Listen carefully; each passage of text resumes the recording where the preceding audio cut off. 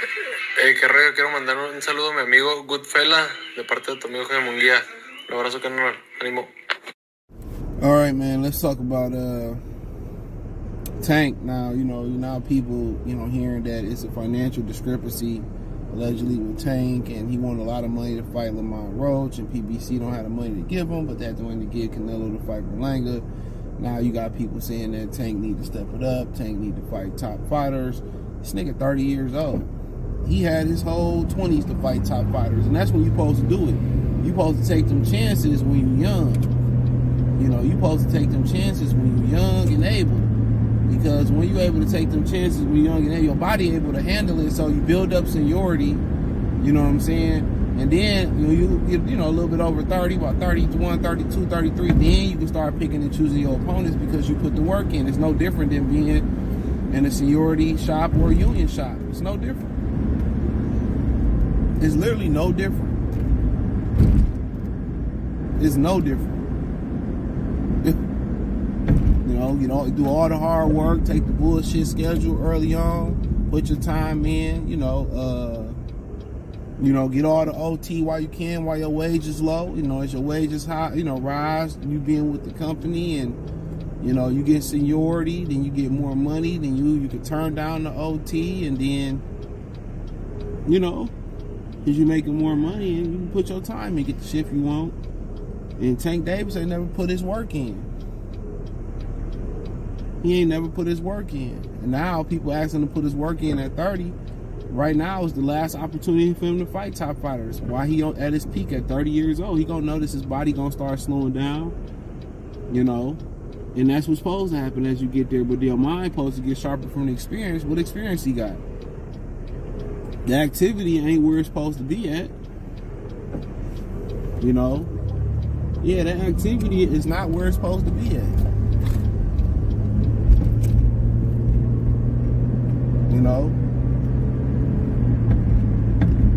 So he really ain't fought nobody to really get that hardcore experience. So, but now it's a push that he need to fight this guy. And if I'm them other guys, I tell him to go eat a dick.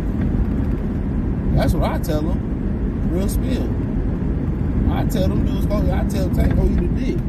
This is what I want. If you can't accommodate y'all, they need to stop running for these, running to these dudes that got this following, or they feel like that's the money man or the face of boxing.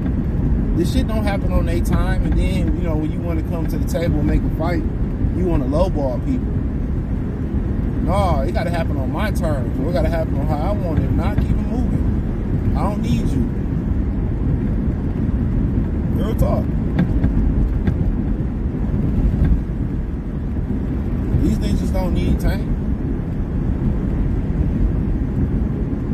Real talk, these ninjas don't need Tank. Whoever, if boxing would have been alright without Ali, would have been alright without Tyson, Roy Jones, Mayweather.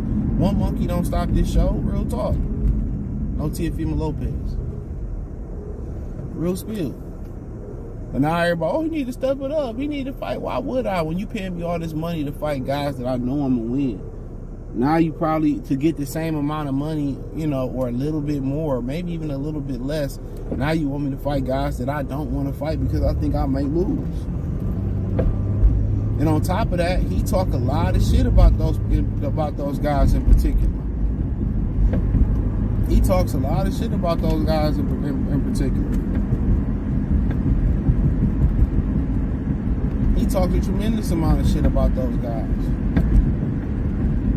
But then only time, he run his mouth is when, he got a fight coming up, or they got a fight coming up.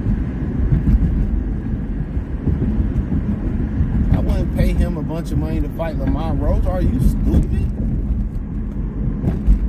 98.6% of people in the real world don't even know who the fuck Lamont Roach is. They probably think that's Lamont Peterson. People don't be knowing who Lamont Roach is for real.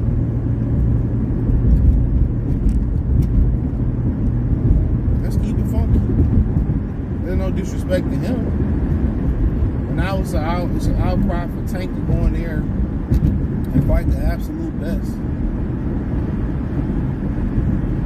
And that should have been happening. He should have did that years ago.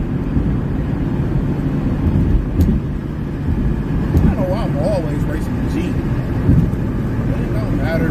It don't matter. Becky, we can race. You gonna lose.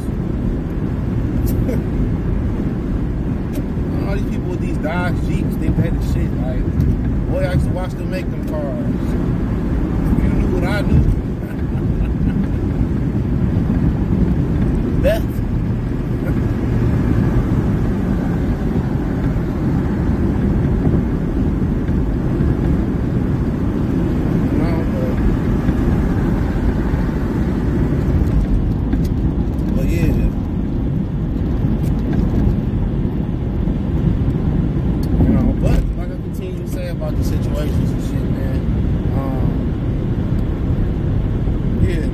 Step it up, but he's still not here. Calvin Ford, talking about, oh man, nobody want to see the secure Steve. This whole team is weak. Kenny Ellis be saying some solid shit. He be saying, I want to see them fight, and then they say, oh, nobody want to see them, Kenny. Kenny didn't get the memo. Kenny didn't get the memo that Tank ain't fighting nobody. I remember somebody told me, yeah, I mean, going to the amateurs, I know what they doing, you spend so much money and you get to the pros, it's just all about the money, and I get it. I definitely get it. And guess what? Ain't gonna be no fucking money if y'all keep disrespecting y'all fans for throwing out bullshit ass fights. Ain't gonna be no money. Ain't gonna be no money left. Real talk, ain't gonna be no money left.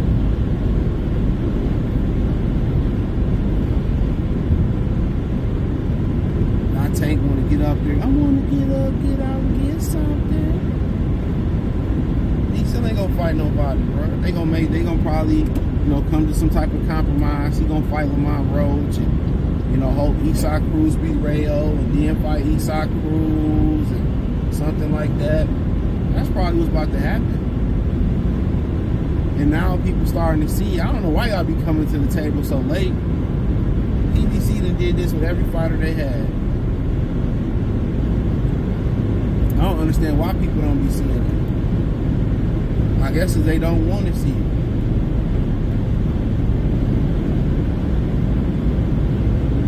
They don't want to see it.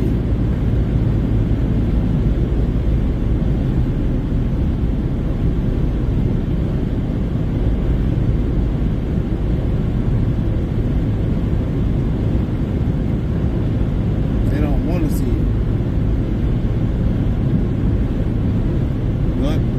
Like I said before, he still ain't gonna want to fight nobody. And there's a reason for that, because he's not no good. That's the only thing I can think about it. He ain't really good. I mean, even the best fight, the best fighter in his resume, Gervonta, he didn't want to take that fight. He said Floyd set him up. He didn't believe in himself in that fight. I was homeless, I ain't had nowhere to go, and I didn't. That's, man, you would hear a nigga side of the story like that. Like Floyd did him dirty, and Floyd a piece of shit, which he may very well be, I don't know. But the real full story is, Floyd set him up in the penthouse, bought his mama a car, gave him a Jeep, and furnished it, gave him a bunch of shit, put some money in his pocket and say, just stay in Vegas. Don't go back to Baltimore because you're going to get in trouble. Stay in Vegas. What the nigga do? Sell all the shit in the apartment, sell the Jeep, bought a Benz allegedly, and went back to Baltimore and got in trouble. Y'all be talking about, yeah, we need to save the community, we need to help these young men. Man, fuck these niggas, man. You can't save these dudes, bro. You cannot save most young black men in the inner city. They are gone. They are gone. You can't save the little Durkios and the King Bonds and the Blocktavius and the Bookies, man. They is gone. A lot of these dudes rise above very low odds of winning just to prove those odds right and lose anyway. You can't save them. You cannot save them. So a lot of your message is going on deaf ears. when you deliver a message to black people, or you try to help black people, you know the first people that tell you that fight you on your message that I found out just on the internet is black people. They the main ones that be fighting. I told the story about on the little dark live I did on Friday, last Friday. I did a video of a live, and I talked about that billionaire that paid all them student loan debt off of them Morehouse graduates, and how obviously you had, you know, Brad and Becky speaking, oh, this is not fair, and every time something good happens to black people, it ain't fair, we deserve it too, and get that. But you had black people turning on that brother, man, for doing that. You had black people saying, well, he married to a white woman, and you had black people upset that he helped young brothers pay off their student loan debt. Then they open up an investigation on him and all this. I mean, I'm telling you, man. But then people like Anton Daniels say that we ain't impressed. And like I said before, when it comes to black people, you know, it's just so many tiers of black people, bro. It's kind of like going to the continent and how people like to group all black people, all Africans together. Well, you got Ghanans, Congolese, you got, you know, people from Egypt, Egyptians, or I don't know what they call it, Egyptians, you know, and, you know, people trying to group them into one. But in America, you got tethers, you know what I'm saying? But within the foundationally black American, you know, sphere, you also have, you got black people with money, celebrity black people, wealthy black people, and poor black people. And if it's still some middle class left, you got middle class black people. Okay? So what you need to understand about that is they all different for the most part. They all different. Real spill, they all fucking different. We don't see eye to eye for real. And you know, a lot of people don't want to speak on that, but we don't see eye to eye. We all think the black people that financially made it and the celebrities, they don't fuck with us. They only fuck with us when it's time to buy an album, go see a movie, or they get jammed up in Hollywood like Jonathan Majors, and, you know, now they need our help. You know, that's when they start fucking with us. But yeah, we don't see our eye to eye. We ain't one. And in my opinion, we never been one. But hey, thumbs up the video, share the video, since Avery. Subscribe to the channel, next subscribe button, there's the bell icon button. Hit all notifications, increase your chance to get notifications. We'll go live and drop video. Check out the Patreon, we'll be updating it. Find me on Amazon, Kick, Twitch, the whole nine. Y'all know the piece. All that's in the link tree piece.